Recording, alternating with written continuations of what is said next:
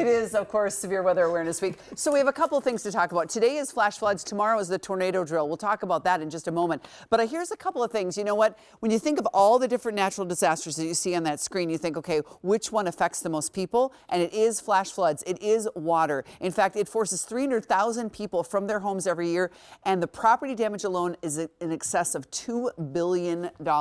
So remember this, just 6 inches of water that is fast moving can knock you over and carry away an adult. Now, should you drive through it? Absolutely not. Turn around, don't drown. Just 12 inches of fast moving water can carry away a car. Basically, if the water gets about halfway up in the hubcaps, that car can be floating. So be aware of that. When it gets above that, of course, it can carry away a truck or an SUV. So those are some things to note when it comes to water. Now, let's talk about tomorrow. Tomorrow, the sun will be out. It'll be clear, but you're going to hear those outdoor sirens. That's going to happen at 1:45 and 6:45 in most counties. And the reason they do it twice is because during the day, you're at your workplace, you're at school, and then, of course, at 6:45, you possibly are at home. And so then you can see what or hear what it sounds like. They are not meant to hear in the house. If you're lucky enough to be close to one, you might hear that in the house. Otherwise, it is just an outdoor siren to let you know to get in, get information.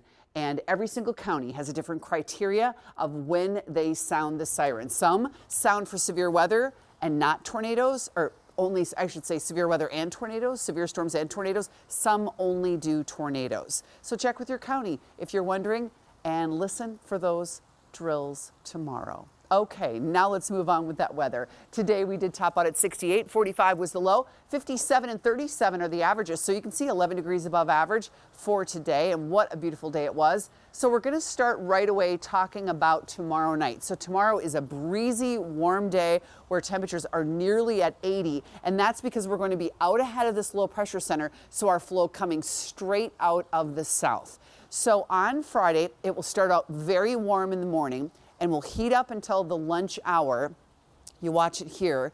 Then as we get into the afternoon on Friday, there could be a few spotty showers, but the latest models, and a number of them, are kind of coming together with the idea that the severe weather will break out in the late afternoon, early evening to our east. So out ahead of the front in Wisconsin, and then move in that direction. Look at this line by 7 o'clock. So another active day on our night on Friday. This will be 3 this week in southern Wisconsin.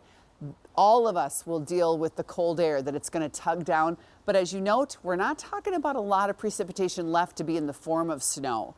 So really just some spotty storms, and then they kind of erupt in Wisconsin.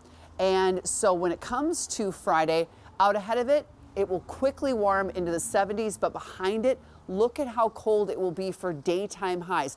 This is winter struggling, or battling it out, I should say, with spring and early summer. So we're going to be warm enough for that to occur early in the day, but then here comes that colder air. So a much different scenario unfolding on Friday in western Minnesota. Wow, what a difference. So when it comes to the SPC, the Storm Prediction Center, they are putting, as you can see, a slight risk just right up to the southeast suburbs, and then mainly off to our south and east. And then there is an enhanced risk to the south and east out of our viewing area. So that is what we're looking at for Friday night into Saturday.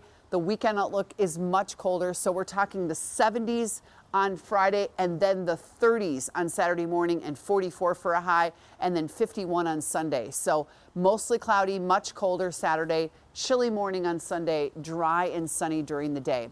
Let's get back to tomorrow. This is your Thursday. It looks good. 76 here, lots of 80s. In fact, 86 on the western side of the state. So 76 pleasant. Here come those storms and showers.